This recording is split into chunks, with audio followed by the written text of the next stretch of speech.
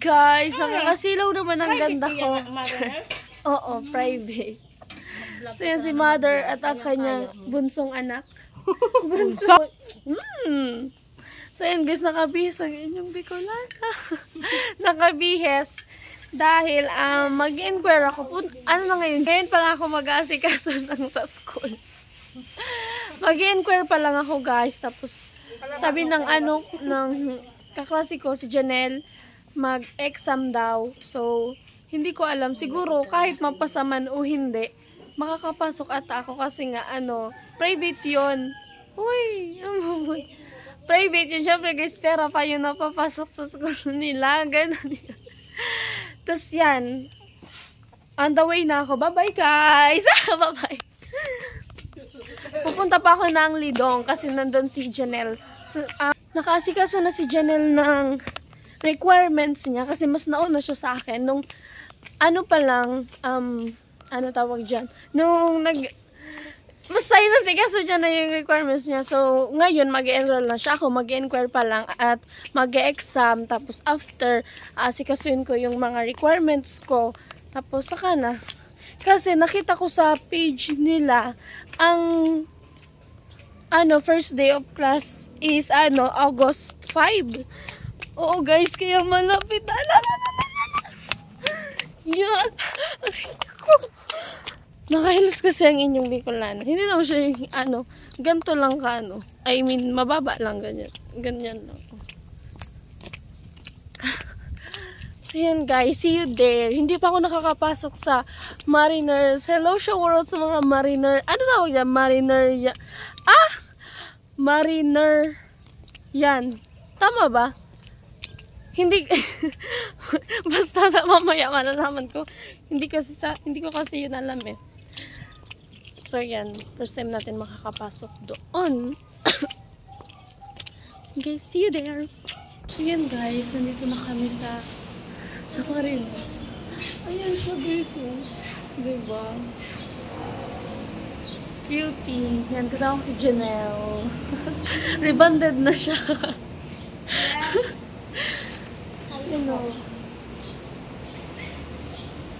Mag-enroll na siya. Kompleto na siyang lahat-lahat. Requirements. Ako lang tong hindi pa. Ito lang siya. Like, sa Luz kita mabakal. Be, ay sa kantin. Be, saan lang siya araw-kaan? Left lang. Bakit meron pa dun sa kabila? Meron pa guys, fourth floor kasi siya. Bawat, 1, 2, 3, 4. Pero hindi ko lang alam kung dun sa likod ng kantin. May kantin kasi doon. Baka meron pa dun. May simbahan pa gadigdig. May? Simbahan. Simbahan na sa simbahan. Oo, siguro malaki to guys. Hindi ko sa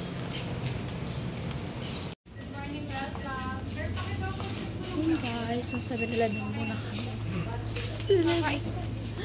Kain daw. Hindi pa kasi kami nag-breakfast. Hindi pa kami nag-almusal. Ano dito? Choco. Ayun na lang. Be, pamahawat mo kung ano ha. Okay, sir.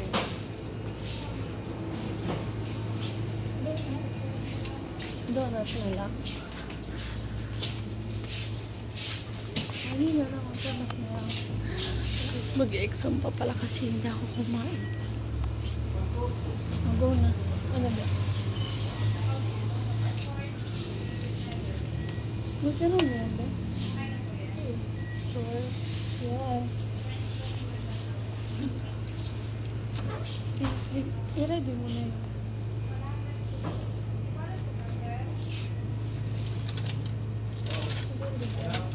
Ayaw lang ka ng 500. Pasok yun. Di ko kurog din yun. Tapos maano kayo ta?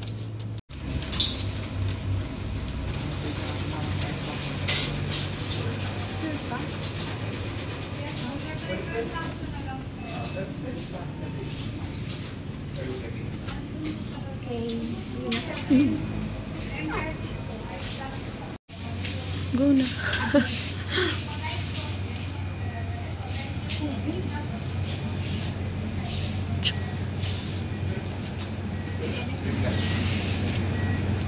Oo. Duwa na, be. Duwaon mo na ta.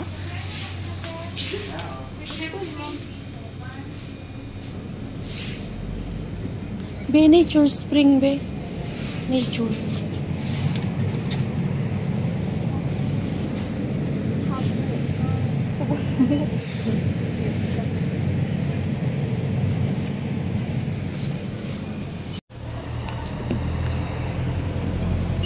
So yun guys, nandito kami sa 7-Eleven. Actually, yung 7-Eleven dito is katapat lang ng Mariners. Ayan o. Ayun yung Mariners. So yun guys, breakfast muna tayo.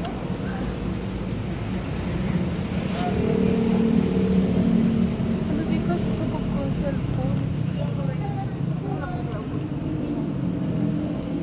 Nagtakloban kami.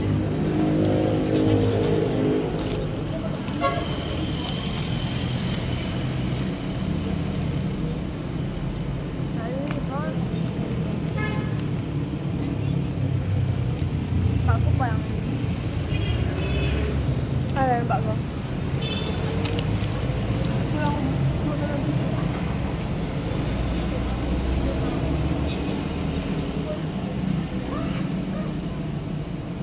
Bandit niya ako nagkaano. Maritos. Ano ba yung dulo mo? Kailangan daw pa lang. Ang duwa pa lang anak. Kailangan pa lang. Kasaro. Yung kasaro.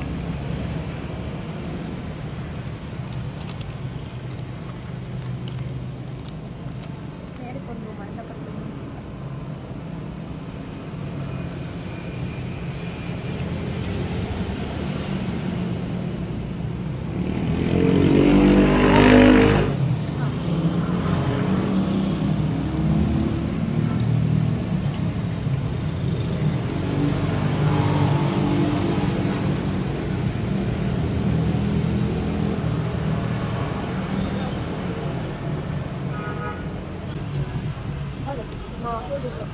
Nasa ba? Pasunod mo.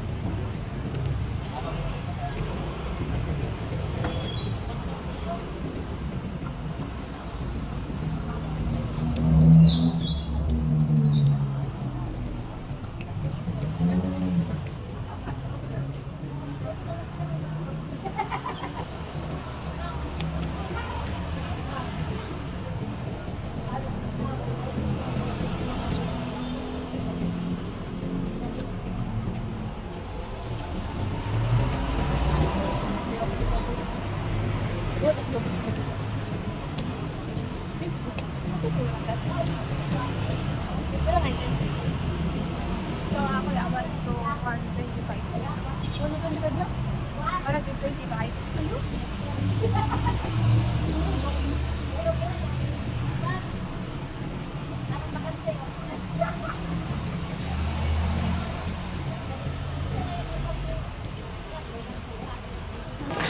So yun guys, kakatapos ko lang mag-exam at 2 oras. Actually 1 hour and 45 minutes. Pero okay lang. Okay. Tapos ngayon, pupunta ako sa ano. Kukuha kami ng enrollment slip daw. Sabi nung ano. Tapos, di ba wala pa kasing result? Wait lang. Naalo kaya ako. 2 to 3 weeks. 2 to 3 weeks ba? Sabi kasi nung weeks daw before yung yung result. Tapos sabi ko kung pwede na ako mag-asikaso na ang requirements ko. Tapos tinanong niya kung anong course ko. BSHM. So pwede na kasi pag babagsak ako magbabayad na lang. Magbabayad na lang daw kasi pag may bagsak.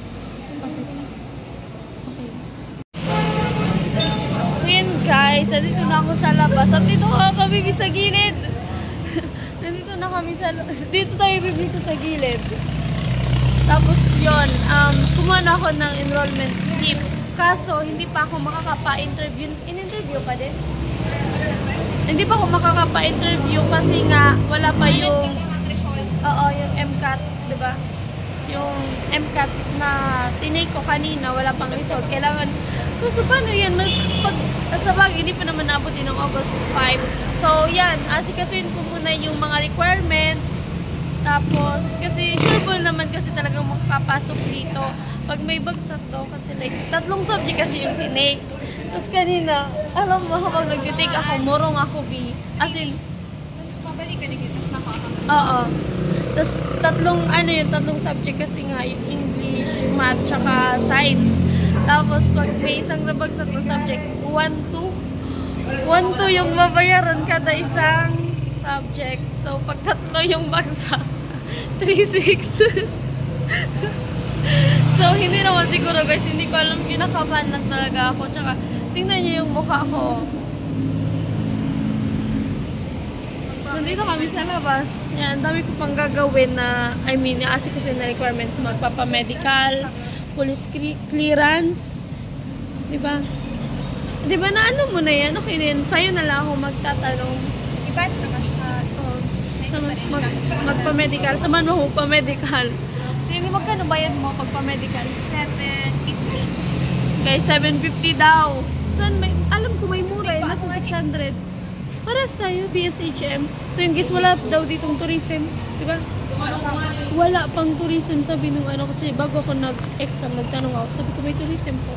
Sabi niya wala pa daw. So, BSHM na lang. Paras kami ni Janelle. Hospitality Management.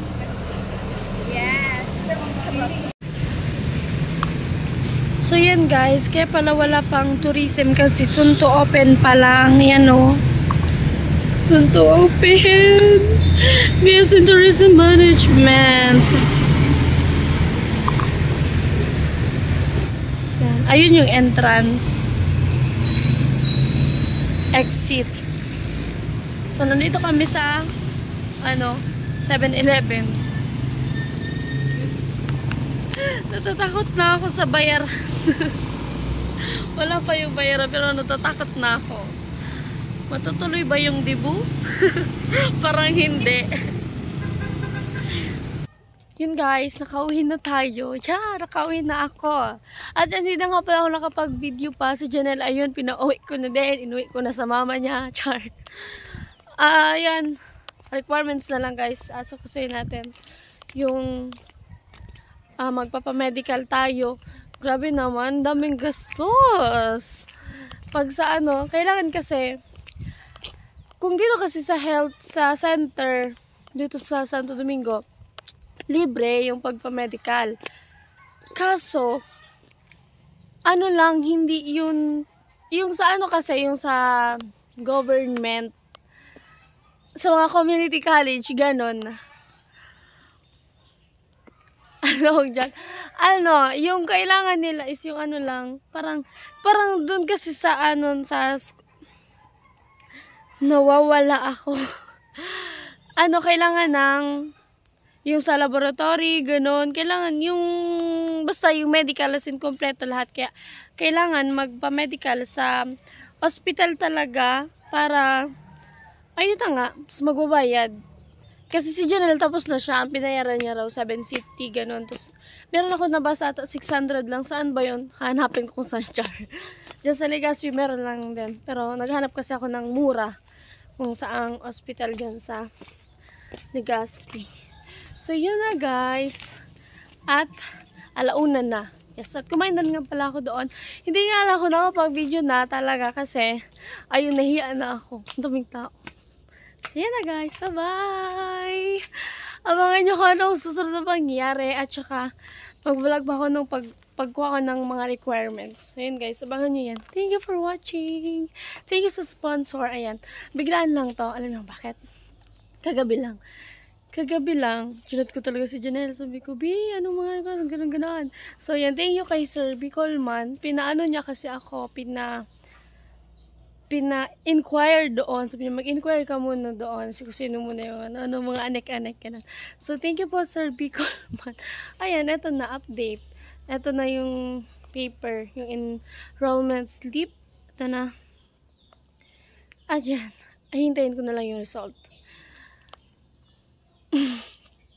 So yun guys, so bye! Thank you!